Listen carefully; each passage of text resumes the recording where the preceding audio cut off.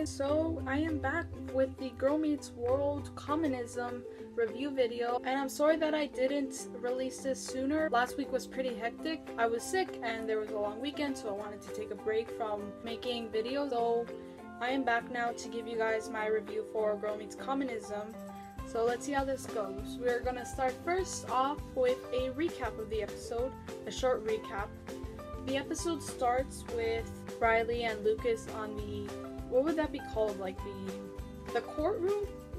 They're like in a courtroom, and they basically are in like that committee where they decide like what is right and what is wrong in regards to what students do. For me, at least, a funny thing in this episode that happened was when Riley's like, I am not emotionally attached to anything that is happening right now, but then Maya comes in and Riley's like, oh, Peaches, what did you do? That has to be my favorite thing in the whole episode because, you know, she's just funny when she says that. So, turns out Maya and Farkle got in trouble because Maya cheated off Farkle and Farkle let her.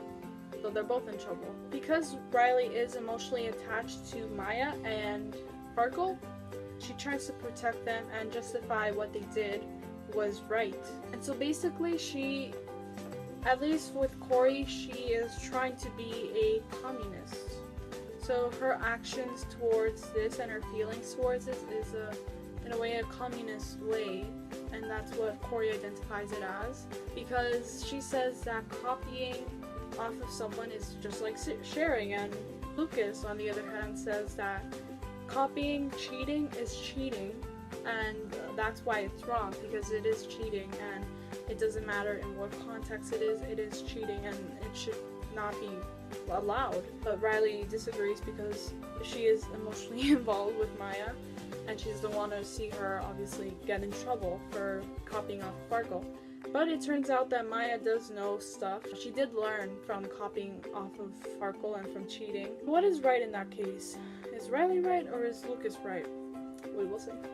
It goes forward to Augie, and I didn't really pay attention to this part, I'm sorry, but all I know is that Augie is given the option to like what does he want to be when he grows up, and he doesn't know. And something about piano lessons, I think. And so he goes to school and he dresses up as Topanga because he wanted to be a lawyer, and he got into trouble with a kid, with one of the big kids. He got into trouble, and so he dressed up like Topanga and he got out of that trouble. That was pretty funny because he's just like Topanga. He actually like looks like Topanga, which is pretty cool. He's one of the last characters to dress up as a girl. Like, we know Corey, Sean, Jack, and Eric did it, and now Augie did it. So, oh, and also Farkle did it.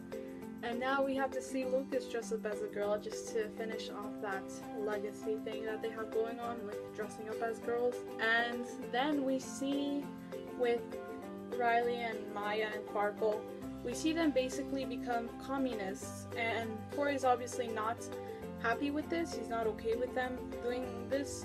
He basically brings up the point that when you are following that lifestyle of communism, you basically become one. You are all the same people, and it doesn't matter your potential. It only matters that you are just like all the same. You're treated the same way, and you're factory workers and you're not astronauts.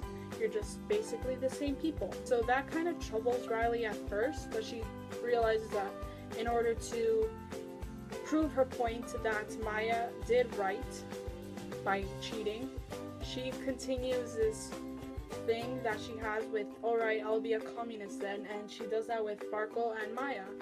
And then Topanga comes into the situation and she investigates on what actually happened during the tests. So it turns out that Riley helped Maya copy off of Farkle because she noticed that Maya was about to copy off of Farkle, but since she was blocking her view, she moved a little into her seat and she let Maya copy off of Farkle. We see there that, yes, Riley was an accomplice basically, so she gets in trouble too, but since they are communists, they stand as one. Riley starts to see Maya talked exactly the same way as Sparkle. She is thinking exactly the same way as Sparkle, and that troubles Riley and that worries her because she doesn't want Maya to become a carbon copy of Sparkle. She wants her to stay as Maya, not become someone totally different. And Riley starts to become as Sparkle, and they all like are exactly the same. They're dressed exactly the same way. Lucas and Zay put them inside like a cube, inside a box in a class. And then they realize the value of individualism by Corey, and they see that they don't have to be put in a box, be thought of as just one person. They are all unique in their ways. They break out of the box. They are free, so they are back to being who they are, and they salute the flag. What did I think of this episode? I did hear from a few people that they thought that Corey was just, I don't know, pushing his views on communism and trying to influence Riley and Sparkle and Maya to think his way. I think it's important for teachers to be teachers and to teach students right from wrong and to educate them. But in the end, when it comes to controversial topics such as what is good, communism, democracy, and all that stuff about politics, I think it's best for teachers to show, for teachers to give their opinions, but also let students develop their own opinions, because that is what true individualism is. It is developing your own views and growth, personal growth, so that you can become unique and an individual, basically. Maybe this episode didn't really touch upon the benefits of communism. Now, what I say here doesn't mean that it will be the same thing that you guys have to say about this episode. What I say here, you guys have your own opinions. That's why there's a comment section. You guys can use it and tell me what you guys thought of this episode. But I did enjoy it. So I think that's the end of my review. Thankfully I got through it because I was about to break down. Obviously this episode, we all know that this episode was filmed like a whole year ago, and props to Danielle and Josh Jacobs for writing and directing this episode. I thought it was good. I know this episode was an early season 2 episode. I will excuse the fact that it wasn't as good as it could have been if it was filmed now. So that's all I have to say for this episode. I hope you guys enjoyed it. Leave a comment below telling me what you guys thought of this episode, and I'll be doing my Bay Window reaction video after this. I'm going to watch the episode. Remember to subscribe to my channel if you want, because I will be doing a Google Hangout monthly if I reach 100 subscribers, and I am almost there. Give this video a big thumbs up if you enjoyed it. Subscribe to my channel if you want, and I love you guys so much. Thank you guys for always watching. Mwah. And remember guys, there is no end to your horizon. I'll see you guys soon. Bye!